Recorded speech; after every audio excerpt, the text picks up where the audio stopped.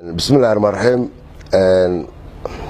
markuu horeyso anigoo ah xildhibaan Cabdirasaaq Maxamed Yuusuf kana tirsan mudanayaasha baarlamaanka Koonfur Galbeed ee Soomaaliya wararka qaarkood oo maalmaha sheegayaan in dawladdan aysan waxba qabanin xukuumadan Koonfur Galbeed la dhahayo wararkaasi sida dhabta marka loo baxo annaga hadaan nahay xildhibaanada Koonfur Galbeed Soomaaliya waxaan ka mid nahay systemka jira ee hadda xukuumad iyo baarlamaan iyo golaha garsoore waaye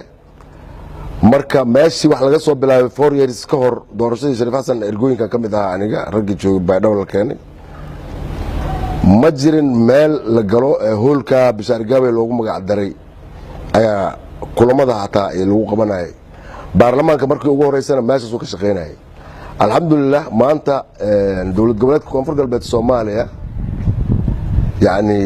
horumarooyin badan way ku talaabsatay waxyaalaha qaar kuma talaabsan dad bini aadamka sidii ay caadada u tahayba ma dhama teeda kale Koonfur Galbeed dawladeeda saddexda gobolada Bay Bakool wax weyn ay u qabatay Koonfur Galbeed dawladda hadda jirta ee Shariif Xasan Sheekh Aadan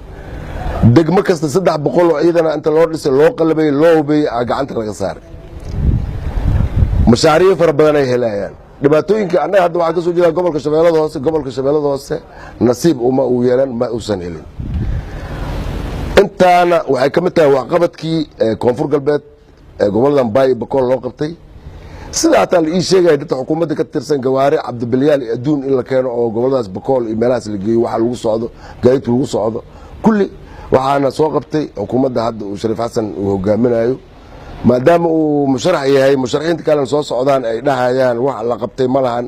in beerlahaws la sheego oo been la iska sheego waa fiican tahay annaga xildhibaanada ka mid ah xukuumadan haddaysan wax qaban annagana waxba ma aanan qabanin waa hadduu Shariif Xasan wax qabteen annagana waa wada qabanin waa Shariif Xasan wax ma qaban haddii la dhaho xildhibaanadeena wax ma qaban ay arrinta taagan tahay marka guushay horumarka la gaaray Koonfur Galbeed meel loogu daydo waa nin kastoo musharax ahna inuu toobigiisa siyaasadda uu ka hadlo waa wixii dooran lahaan annaga waa ما إن ليس بروباغندا عمل ليس عينه مو نكسنا أنا أقول جيجي قفتي المعارضين تدك هو وين وكمل أهوالي قنا لكن واحد حقيقة ربط عشية ما أنت كونفور قلبت هرمرة كتلاب ست معمول قولي ده غيرت إني كمان مؤمنين الديمقراطية ده كتير تنا شريف حسن بت وفق بني آدم كائن الواحد قرب مو نكسنا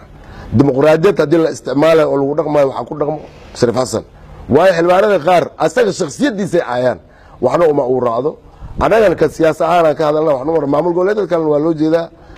marka anoo warka isku badanayn musharaxiinta kalena waa u soo dhaweynayna waana Koonfur Galbeedna dadka waa ka wada dhaxaysa ilaa u dhalanay had galmudug qof u dhashay meeshan inuu soo sharax laga ma yaabo marka qofka walaalka ah horumarku sameeyay u sheeg laakiin la tartan loogu diidan